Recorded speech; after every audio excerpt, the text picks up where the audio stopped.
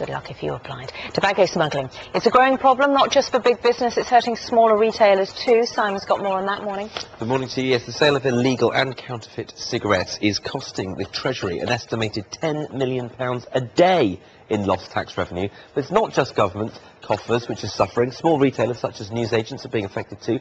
Debbie Corris runs a tobacconist in Whitstable, claims that cigarette smuggling has been hurting her business. There was 5 newsagents and tobacconists just in this street alone, and now there's just myself and a supermarket, Metro store at the top of the road. So those shops have gone, and obviously a loss of trade to all legitimate retailers. Counterfeit tobacco is now becoming a very serious problem in this country. So instead of buying your cigarettes for me at about £6.50, you'll go and buy them from a chap on the street in a carrier bag for £3.50. Hello. Can I have 20 Super Kings, please? Thank you. If you suddenly lose, I don't know, 10% of your sales throughout the week, you know there's a consignment of cigarettes that's probably arrived, and then all of a sudden you'll suddenly get the customers back. Well, a summit is taking place today to look at ways of combating this problem. Let's speak to Christopher Ogden, who's the Chief Executive of the Tobacco Manufacturers Association. Good morning to you. Morning, sir. What different kinds of illegal activity are you up against? Because there's several different types here. Yes, so the 2 main types are cross-border shopping, where people go across to other countries within the EU, buy cigarettes and hand-rolling tobacco at much lower prices than they are in the UK, and bring them back in.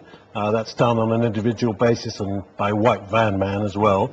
But the larger scale stuff comes in by the container load through our ports and harbours, and that comes from as far afield as China, and includes counterfeit and what are called illicit whites, which are brands made specifically for the black market. Okay, so they don't have like Marlboro or something written on them. They're just like, you know. Yes, they have spurious names like Jin Ling is an example. Okay. But that in itself is now getting a brand loyalty. Why do smokers care? Is a counterfeit cigarette any worse for you? Because the real ones aren't that great for you, are they?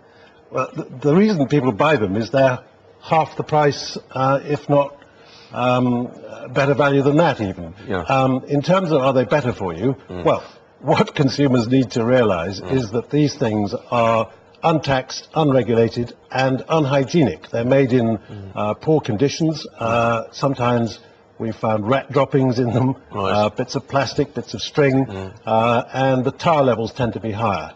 And is this a case of when you tax something very highly? Because, for example, they're £2 in Poland, they're £6.50 here in the UK, and all of that is taxed.